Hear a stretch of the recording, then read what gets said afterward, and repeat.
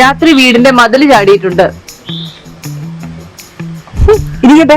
ആ അടിപൊളി. വെള്ളമടിച്ച് വീട്ടിൽ പിടിച്ചിട്ടുണ്ട്.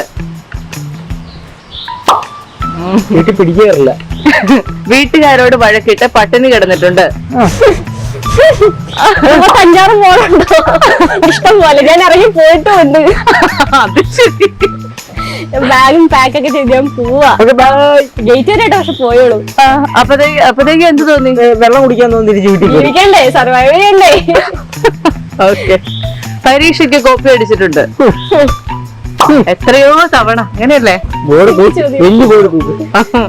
സ്വിമ്മിംഗ് പൂളിൽ മൂത്രം ഒഴിച്ചിട്ടുണ്ട്.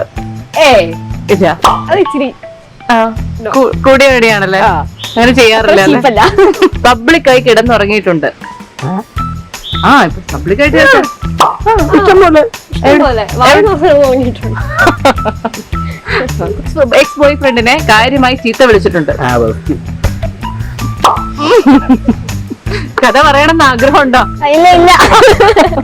കയ്യിലുള്ള സേവിങ്സിനെ കുറിച്ച് കള്ളം പറഞ്ഞിട്ടുണ്ട്. ഇല്ല, എന്റെ വീട്ടുകാർക്ക് അറിയായിരുന്നു എന്റെ സേവിങ്സ്. എന്റെ സോറി ഇംഗ്ലീഷ് അറിയത്തില്ല. എടാ 2 ബോർഡുണ്ടോ? പറഞ്ഞോ. എന്താ വീട്ടുകാർക്ക്? അല്ല, വീട്ടുകാർക്ക് അറിയാം എന്റെ സേവിങ്സ് എന്തോരം ഉണ്ട്. ഞാൻ അധികം ചെലവാക്കാറില്ല. എല്ലാം വീട്ടുകാർക്ക് വിളിക്കും. ഫേക്ക് ഐഡി ഉപയോഗിച്ച് ഫ്രണ്ട്സിനെ പറ്റിച്ചിട്ടുണ്ട്. ഫേക്ക് ഐഡി ഉണ്ടോ? ഉണ്ട്. I have.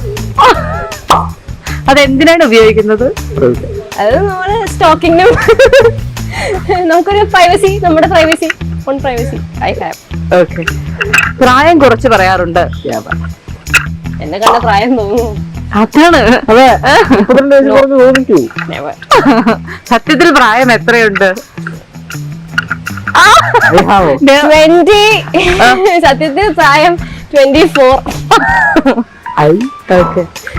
ബെസ്റ്റ് ഫ്രണ്ടിനോട് നുണ പറഞ്ഞിട്ടുണ്ട്. Yes, I have. എന്ത് നുണയാണ്? അത് ഇഷ്ടം പോലെ ഉണ്ട്.